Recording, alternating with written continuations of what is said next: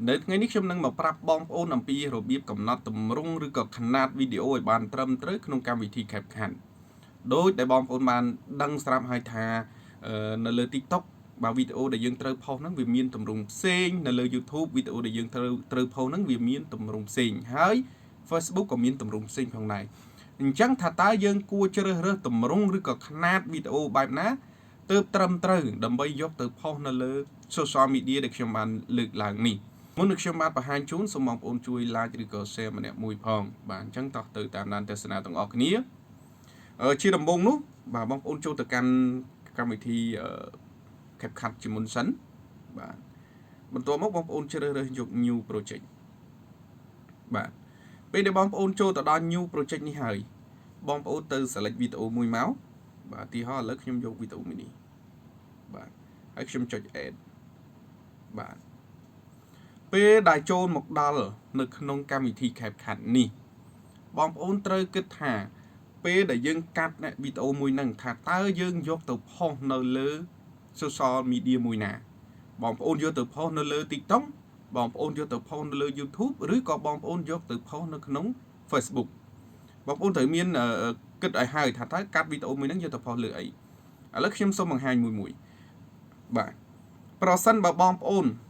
បាទកាត់វីដេអូដើម្បីផុសនៅលើ TikTok បងប្អូនត្រូវជ្រើសរើសទម្រង់ TikTok បាទអញ្ចឹងដើម្បីអាចជ្រើសរើសទម្រង់បានបងប្អូនមើលមកផ្នែកខាងក្រោមនេះហើយបងប្អូន scroll រកពាក្យនេះចុចលើពាក្យហ្នឹងមកបងប្អូននឹងឃើញទម្រង់មួយឯងបាទអញ្ចឹងទម្រង់ TikTok បាទបងប្អូនកាត់ដើម្បីបង្ហោះ TikTok បងប្អូនគួរតែយកទម្រង់ 9.16 នេះដែលមានសញ្ញា TikTok ឥឡូវខ្ញុំចុចលើហ្នឹងមួយឃើញទេបងប្អូនបាទឃើញវាវែងទេទម្រង់ហ្នឹងគឺជាទម្រង់វែងបាទក៏ប៉ុន្តែបងប្អូនសួរថាចុះបើវីដេអូយើងផ្ដេកយើងធ្វើម៉េចមានតែបងប្អូនពង្រីកវាបន្ថែមទេបងប្អូនណាហើយវិធីពង្រីកខ្ញុំបានបង្ហាញជូនបងប្អូននៅវីដេអូមុននេះបងប្អូនប្រើម្រាមដៃ2អញ្ចេះឬក៏អញ្ចេះហើយបរិយវាមកបាទអូខេតែវាអាចនឹងដាច់ផ្នែកខ្លះនៃវីដេអូរបស់យើងអញ្ចឹងមុននឹងថតបងប្អូនក៏ត្រូវគិតដែរថាតើយើងយកមកដើម្បីកាត់តបង្ហោះនៅក្នុង social media អីគេនៅលើ TikTok Facebook ឬក៏ YouTube បាទអញ្ចឹងបើសិនជាបងប្អូនផុសនៅលើ TikTok បងប្អូនត្រូវតែយកទម្រង់បញ្ឈរយ៉ាងណាមិញនៅលើ YouTube និង Facebook ក៏បងប្អូនត្រូវយកទម្រង់បញ្ឈរបែបនេះដែរក្នុងករណីដែលបងប្អូនផុស Reel និងផុស Short បាទអញ្ចឹងនៅលើ Facebook វាមានវីដេអូ Reel អញ្ចឹងវីដេអូ Reel ភាគច្រើនគឺគេផុសទម្រង់បញ្ឈរបែបនេះដូចគ្នាដូច TikTok ហ៎បងប្អូនសម្រាប់ Reel បើវីដេអូខ្លីៗហើយសម្រាប់វីដេអូ Short បងប្អូនក៏គួរតែផុសបាទទម្រង់បញ្ឈរនេះដែរវីដេអូ Short គឺ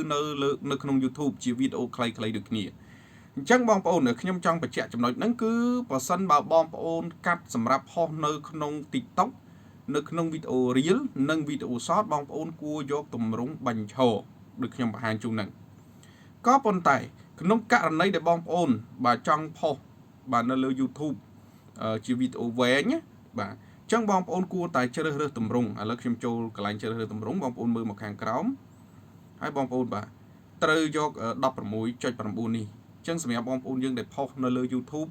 បងប្អូនកាត់តវីដេអូបាទគឺបងប្អូនចូលមកជ្រើសរើសទម្រង់ហ្នឹងមក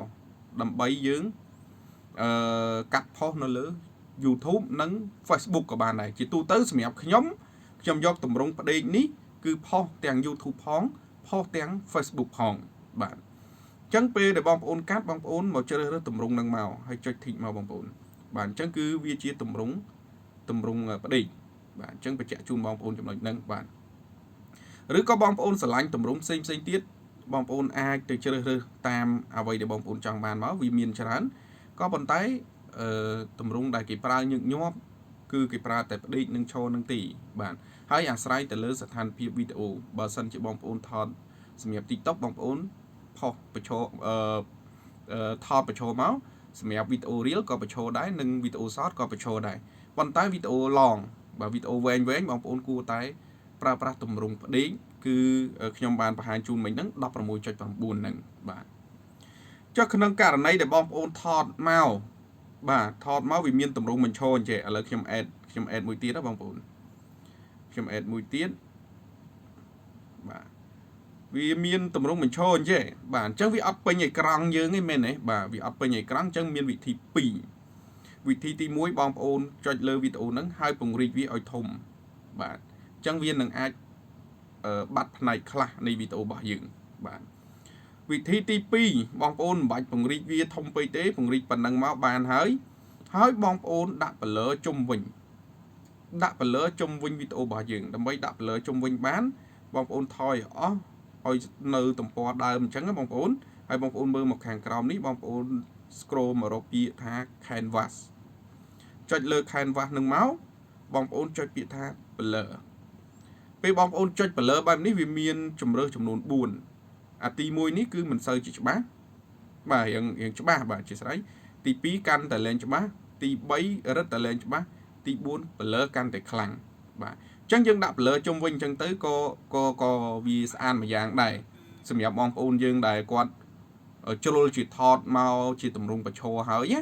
បាទហើយទម្រង់ផ្ដេកក៏យើងអាចដាក់ blur អញ្ចឹងបានដូចគ្នាបាទអញ្ចឹងនេះខ្ញុំបង្ហាញជូនបងប្អូនយើងតែប៉ុណ្្នឹងចុះពីរបៀបកំណត់ទម្រង់ឬក៏ຂະຫນាតវីដេអូសម្រាប់យកទៅផុសនៅលើ social media ខ្ញុំវីដេអូនេះខ្ញុំបញ្ជាក់ជូនបងប្អូនបន្តិចអ្វីដែលខ្ញុំចង់បង្ហាញជូនបងប្អូនគឺនៅពេលដែលបងប្អូនចេញទៅថតបងប្អូនត្រូវគិតថាតើយើងថតសម្រាប់ផុសនៅលើ social media ណានៅលើ TikTok នៅលើ YouTube ឬក៏នៅលើ Facebook បាទហើយនៅពេលដែលបងប្អូនចូលមកកាន់កម្មវិធី CapCut នេះបងប្អូន add វីដេអូចូលទៅហើយបងប្អូនត្រូវតែកំណត់ទម្រង់បងប្អូនត្រូវយកទម្រង់ផ្ដេកឬក៏ទម្រង់បញ្ឈរសម្រាប់ទម្រង់បញ្ឈរគឺបងប្អូនប្រើសម្រាប់ផុសនៅលើ TikTok ប្រើសម្រាប់ផុសវីដេអូ Reel នៅលើ Facebook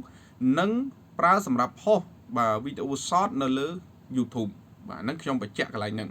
ចំណែកឯវីដេអូ Long វីដេអូវែងគឺបងប្អូនគួរតែយកទម្រង់ផ្ដេកបាទបងប្អូនអាចផុសទាំងនៅក្នុង YouTube អាចផុសបានទាំងនៅក្នុង Facebook បាទអញ្ចឹងយើងអាចផុសបានទាំងពីរបើបងប្អូនយកຂະຫນាតខុសពីហ្នឹងវាលំបាកដល់បងប្អូនទេបងប្អូនអាចនឹងត្រូវកាត់វីដេអូហ្នឹងចំនួន2ដងបាទអញ្ចឹងយើងយកຂະຫນាតតែមួយហ្នឹងទៅយើងអាចផុសចូលបាន social media ទាំងពីរដែលខ្ញុំបានលើកឡើង